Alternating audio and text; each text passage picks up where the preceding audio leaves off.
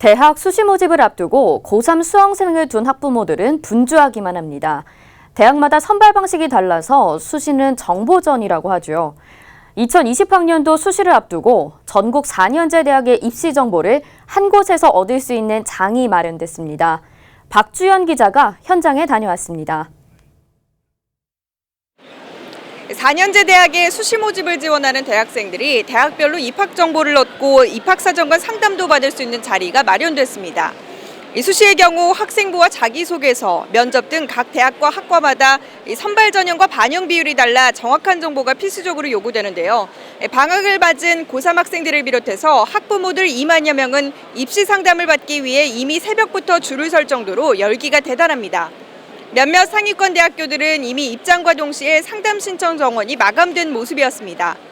전문가들은 성공적인 수시 진학을 위해서는 학생부 관리가 필수적이라고 이야기했습니다. 서류 전형에서는 교과 성적이 25%가 반영이 되고 나머지 75%는 학교 생활기록부와 자기소개서를 바탕으로 평가가 진행되기 때문에 학교 활동을 성실히 하였고 전공에 대한 명확한 목표의식과 지식이 있다면 누구나 지원해볼 만한 전형이라고 생각합니다.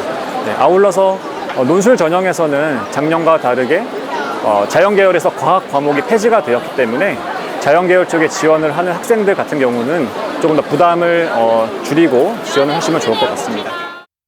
올해 교과 성적 우수화 전형에 수능 최저가 생겼다는 것, 그리고 학생부 종합 전형은 역시 교과 등급보다는 본인의 비교과 활동이나 진로 활동에 대해서 얼마만큼 본인이 지원하고자 하는 학과와 어울리는지 혹은 진로 목표를 가지고 있는지 이런 것들이 가장 중요할 것 같습니다. 한편 올해는 이 수시 선발 비율이 전체 모집 정원의 70%가 넘는데요. 수험생 10명 중 7명이 수시 모집을 통해 대입 합격의 주인공이 되는 것으로 이는 역대 최대 수준입니다. 수시는 모든 수험생이 동일한 시험 문제를 풀고 성적 순으로 나열하는 것이 아닌 만큼 대학마다 갖고 있는 평가 요소와 방법을 면밀하게 파악해 자신에게 유리한 전형을 찾는 것이 수시의 핵심이 될 것으로 보입니다. 의외로 평가위원들은 학생들보다도 더 면밀히 학교 생활 기록부를 판단하고 평가하고 있거든요. 그런데 지원하는 본인이 본인의 학교 생활 기록부의 내용이라든지 본인의 특징이나 장점이라든지 혹은 본인의 약점이라든지 이런 것들이 파악이 미진하다면 학생부 종합 전형의 좋은 평가를 받을 수는 없겠죠. 서울 코엑스에서 열린 이번 입시 박람회에는 전국 151개 대학이 모였고요. 행사는 7월 28일까지 진행됩니다.